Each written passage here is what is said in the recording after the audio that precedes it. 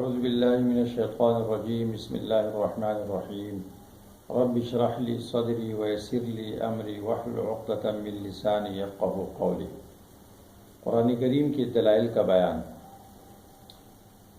قرآن کریم کی صورتوں میں ایک مرکزی مضمون ہوا کرتا ہے۔ وہ مرکزی مضمون کبھی ایک ہوتا ہے، کبھی دو ہوتے ہیں، کبھی تین، کبھی چار۔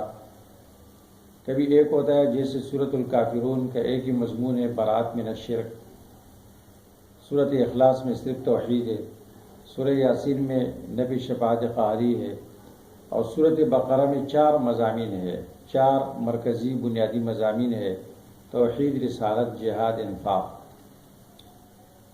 ان مرکزی مضامین کے اثبات کے لیے اس کو دعوی صورت بھی کہا جاتا ہے۔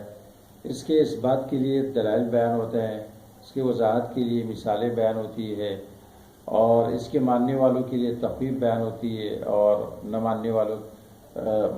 ماننے والوں کے لیے بشارت بیان ہوتی ہے، نہ ماننے والوں کے لیے تخویف بیان ہوتی ہے۔ قرآن کریم میں اللہ تعالیٰ نے دلائل بیان کیے ہیں، اور قرآن کریم کی جو دلائل ہے وہ منطقی دلائل کی طرح نہیں ہے۔ منطقی دلیل سے تو صانع کا اثبات ہوتا ہے، لیکن توحید ثابت نہیں ہوتی۔ قرآن کریم کی جو دلائل ہے اس سے اللہ کی وحدانیت ثابت ہوتی ہے۔ جہاں پر قرآن کریم میں دلیل ہو وہاں مدعا بھی ہوتا ہے، مرکزی مضمون ہوتا ہے جس کے اثبات کے لیے دلیل پیش کی جاتی ہے، اور جہاں پر دلیل ہو وہاں پر مدعا نہ ہو تو وہ تخویف کہلاتا ہے۔ جیسے سورۃ یاسین میں نوح علیہ السلام کا ذکر ہے، وَحَمَلْنَا مَعَهُمْ فِي الْفُلْكِ الْمَشْحُونِ، تو وہ تخویف ہے، وہ دلیل نقلی نہیں ہے۔ دلیل کا معنی کیا ہوتا ہے؟ دلیل کا معنی ہوتا ہے رہنما، مقصود تک رہنمائی کرنے والا۔ دل علیہ معنی رہنمائی کی، اور دلیل معنی رہنما۔ دلیل کو دلیل اس لیے کہتے ہیں کہ یہ مدعا تک انسان کو پہنچاتا ہے۔ دنیا کی کوئی عدالت بغیر دلیل کی کوئی دعویٰ نہیں مانتی، اس پر سب کا اتفاق ہے، اور حدیث میں بھی اللہ کے رسول نے ارشاد فرمایا کہ لو یعطی الناس بدعواہم، اگر لوگوں کو محض ان کے دعووں کی بنیاد پر کچھ دیا جائے بغیر دلیل کے، تو بہت سارے لوگ دعویٰ کر لیں گے کسی کی مال اور کسی کی جان کا، لیکن البینۃ علی المدعی والیمین علی من انکر، ہر مدعی دلیل پیش کرے گا اور جو منکر ہے وہ قسم کھائے گا۔ اللہ تعالیٰ نے بھی اتمام حجت کے لیے قرآن کریم میں دلائل بیان کیے ہیں۔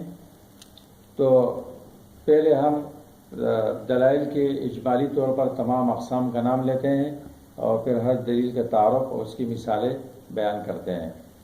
دلیل کی ابتداءً تین قسمیں ہوتی ہے: عقلی، نقلی، وحی۔ پھر دلیل عقلی کی تین قسمیں ہیں: عقلی محض، اور اعترافی اور الزامی۔ پھر محض، عقلی محض کی دو قسمیں ہیں: آفاقی، انفسی۔ اور آفاقی کی پھر تین قسمیں ہیں: ارضی، جوی، سماوی۔ دلیل نقلی، اس کے پھر دو قسمیں ہیں: ایک ہے اجمالی، ایک ہے تفصیلی۔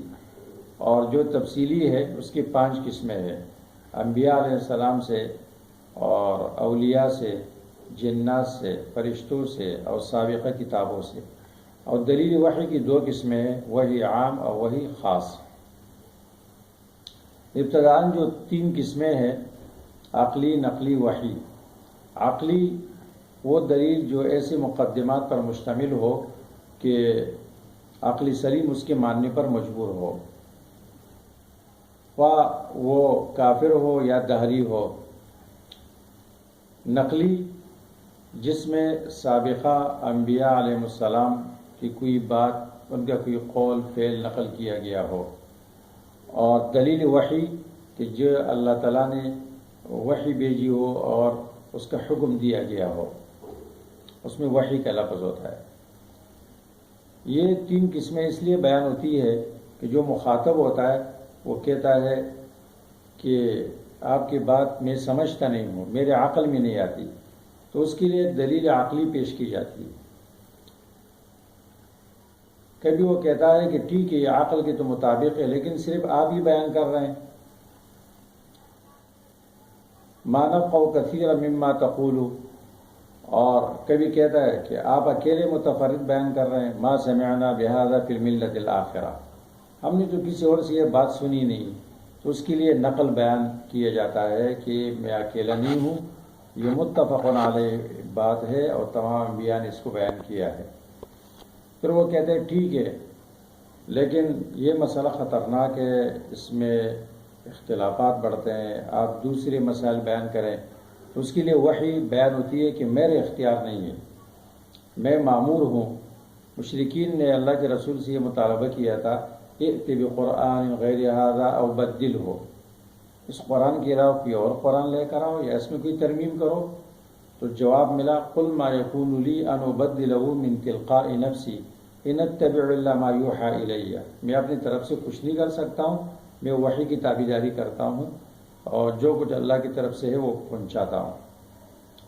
پھر دلیل عقلی کی 3 قسمیں ہیں، عقلی محض جس میں صرف دلیل ہو، مخاطب سے اقرار نہ لیا گیا ہو، اور دوسرے قسم ہے الزامی اعترافی کہ جس میں دلیل کے ساتھ ان سے اعتراف اور اقرار بھی لیا گیا ہو، اور تیسری قسم ہے الزامی یعنی دندان شکن مسکت دلیل کہ جس کے بعد مخاطب کو منکر کو کچھ کہنے کی گنجائش ہی باقی نہ رہے۔ عقلی محض کی پھر 2 قسمیں، آفاقی انفسی، آفاقی جس میں اطراف عالم کا ذکر ہو، انفسی جس میں انسان کی ذات کے اندر دلیل ہو اور اس میں غور و فکر کی دعوت دی گئی ہو، اور پھر جو آفاقی ہے اس کی 3 قسمیں ہیں، ارضی، جوی، سماوی، جس میں زمین کا ذکر ہو، آسمان کا ذکر ہو، فضا کا ذکر ہو۔ اس کی مثال جیسے سورۃ بقرہ میں پہلے دعویٰ بیان ہوتا ہے، یا ایھا الناس اعبدوا ربکم، یہ مرکزی مضمون بیان ہو گیا، بندگی اللہ کے لیے خاص کرو۔ اب دلائل عقلیہ پیش کیے جاتے ہیں، الذی خلقکم، جس نے تمہیں پیدا کیا، والذین من قبلکم، تمہارے باپ دادی کو پیدا کیا، یہ دلائل انفسیہ ہے۔ لعلکم تتقون، الذی جعل لکم الارض فراشا والسماء بناء وانزل من السماء ماء، زمین کو فرش بنایا، آسمان کو چھت بنایا، اوپر سے پانی برسایا۔ تو ارضی، جوی، سماوی۔ پھر دلائل کے بعد اس کا نتیجہ ہوتا ہے فلا تجعلوا للہ اندادا، یہ کام اللہ کے علاوہ کوئی نہیں کر سکتا ہے تو اللہ کے لیے شریک نہیں بناؤ، وانتم تعلمون۔ اسی طرح سورۃ النحل کی شروع میں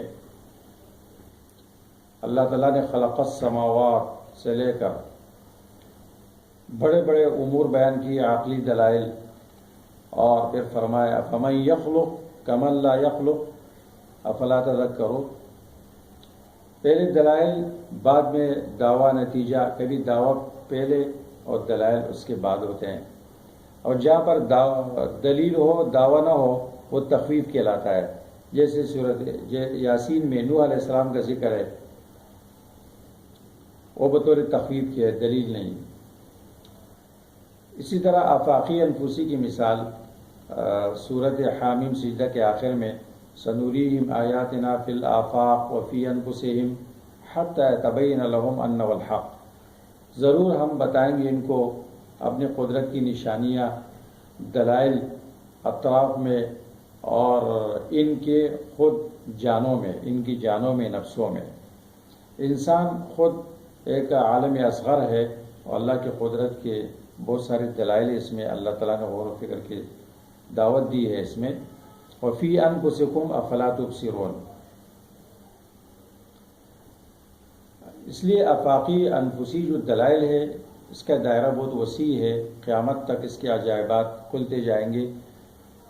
جتنا طب ترقی کرے گا، میڈیکل میں ترقی ہوگی اور سائنس میں ترقی ہوگی، تو دلائل آفاقیہ انفسیہ اس کی وضاحت ہوتی رہے گی اور دنیا اس کے ماننے پر مجبور ہوگی اور دنیا اس سے آگے نہیں بڑھ سکتی۔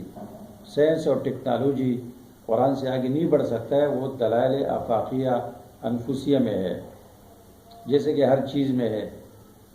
اس لیے اس کی تفسیر بیان نہیں کی گئی ہے، احکامات کی تفسیر بیان کی گئی ہے لیکن دلائل کی تفسیر بیان نہیں کی گئی، اس لیے کہ قیامت تک اس کے عجائبات کھلتے رہیں گے۔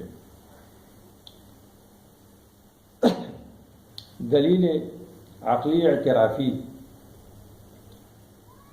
جس میں مشرکین کے اقرار نقل ہے، قل من رب السماوات والارض قل من رب السماوات السبع ورب العرش العظیم سیقولون للہ، سورہ مومنون میں سیقولون للہ سیقولون للہ، قل من يرزقكم من السماء والأرض أمن يملك السمع والأبصار ومن يخرج الحي من الميت ومن يخرج الميت من الحي ومن يدبر الأمر فسيقولون اللہ۔ یہ سورۃ یونس 11 پارے میں ہے، اور 21واں پارہ سورۃ عنکبوت میں وَلَئِن سَأَلْتَهُم مَّن نَّزَّلَ مِنَ السَّمَاءِ مَاءً فَأَحْيَا بِالْأَرْضِ مِن بَعْدِ مَوْتِهَا لَيَقُولُنَّ اللَّهُ۔ اب دیکھو اس میں اعتراف موجود ہے کہ اعتراف کر رہے ہیں، اور ایک ہوتا ہے الزامی، جیسے قل ارأيتم إن أخذ الله سمعكم وأبصاركم وختم على قلوبكم من إله غير الله يأتيكم به۔ اللہ تعالیٰ تمہاری قوت، بصارت، سماعت سلب کر لے، تمہارے دلوں پر مہر لگائے، کوئی دے سکتا ہے؟ کچھ نہیں کہہ سکتے ہیں وہ۔ قل ارأيتم إن أصبح ماؤكم غورا فمن يأتيكم بماء معين، سورۃ ملک، تمہارا پانی گہرائی میں چلا جائے اور اللہ اس کو خشک کر لے، وہ نیچے چلا جائے، کوئی ہے جو اس کو اوپر لے آئے؟ یہ دلیل الزامی ہے۔ دلیل نقلی، جس میں سابقہ انبیاء علیہ السلام اور اسی طرح اولیاء، جنات، فرشتوں کا قول فعل نقل کیا گیا ہو۔ ایک یہ اجمالی ہوتا ہے جس میں کسی خاص پیغمبر کا نام نہ ہو، یوم یجمع اللہ الرسل فیقول ماذا اجبتم قالوا لا علم لنا، سورۃ المائدہ۔ وَلَقَدْ بَعَثْنَا فِي كُلِّ أُمَّةٍ رَسُولًا أَنِ اعْبُدُوا اللَّهَ وَاجْتَنِبُوا الطَّاغُوتَ، ہر پیغمبر نے توحید بیان کی، سورۃ نحل۔ وَمَا أَرْسَلْنَا مِن قَبْلِكَ مِن رَّسُولٍ إِلَّا نُوحِي إِلَيْهِ أَنَّهُ لَا إِلَٰهَ إِلَّا أَنَا فَاعْبُدُونِ، سورۃ انبیاء۔ ہر پیغمبر کی طرف توحید کی وحی کی گئی۔ اور ایک ہوتا ہے نقلی تفصیلی، جس میں کسی خاص پیغمبر کا نام لیا گیا ہو اور ان کا قول فعل نقل کیا گیا ہو۔ یہ سب سے پہلے انبیاء سے ہوتا ہے، جیسے سورۃ اعراف میں نوح علیہ السلام سے لے کر وہ شعیب علیہ السلام تک، موسیٰ علیہ السلام تک۔ وَلَقَدْ أَرْسَلْنَا نُوحًا إِلَىٰ قَوْمِهِ فَقَالَ يَا قَوْمِ اعْبُدُوا اللَّهَ وَإِلَىٰ عَادٍ أَخَاهُمْ هُودًا فَقَالَ يَا قَوْمِ اعْبُدُوا اللَّهَ وَإِلَىٰ ثَمُودَ أَخَاهُمْ صَالِحًا فَقَالَ يَا قَوْمِ اعْبُدُوا اللَّهَ وَإِلَىٰ مَدْيَنَ أَخَاهُمْ شُعَيْبًا فَقَالَ يَا قَوْمِ اعْبُدُوا اللَّهَ وَإِبْرَاهِيمَ إِذْ قَالَ لِقَوْمِهِ اعْبُدُوا اللَّهَ۔ اس طرح سورۃ انبیاء میں بالترتیب انبیاء علیہ السلام کے احوال ذکر کیے گئے اور ان کا قول فعل ذکر کیا گیا۔ نوح علیہ السلام، سلیمان علیہ السلام، داؤد علیہ السلام، ایوب علیہ السلام اور یونس علیہ السلام، اور اجمالاً کہا گیا اور زکریا علیہ السلام،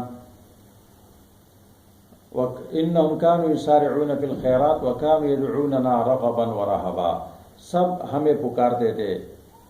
بیمار پیغمبر نے ہمیں پکارا، مچھلی کے پیٹ میں پیغمبر نے ہمیں پکارا، جیل کے اندر یوسف علیہ السلام نے توحید بیان کی، یا صاحب السجن ارباب متفرقون۔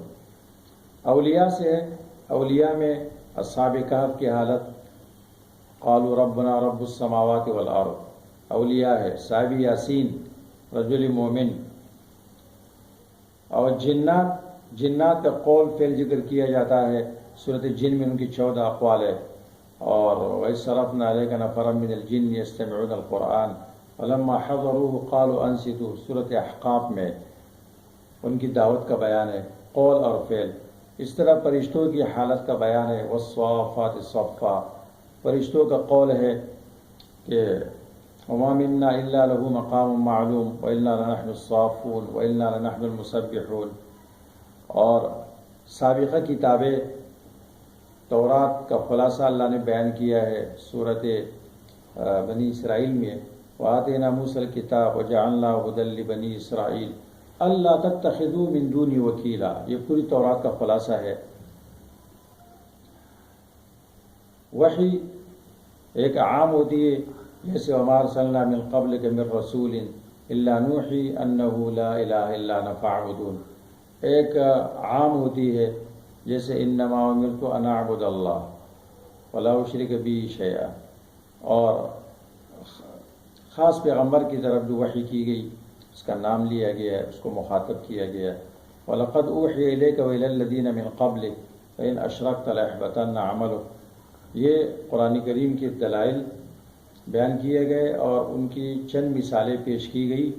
اس کے بعد جب قرآن کریم میں آپ تدبر کریں گے، تلاوت کریں گے، دلائل سامنے آئیں گے، اس میں آپ غور کریں گے، آپ کو پتہ چلے گا کہ یہ دلیل عقلی ہے یا نقلی ہے۔ نقلی ہے تو نقل کس سے ہے، اور وحی ہے تو وحی عام ہے یا خاص ہے۔ اس لیے قرآن کریم کی جو دلائل ہے یہ بھی معجز ہے، اور انسان اس کے ماننے پر مجبور ہوتا ہے، وہ کافر ہو، دہری ہو، اور مسلمان کا ایمان بڑھ جاتا ہے۔ وآخر دعوانا الحمدللہ رب العالمین۔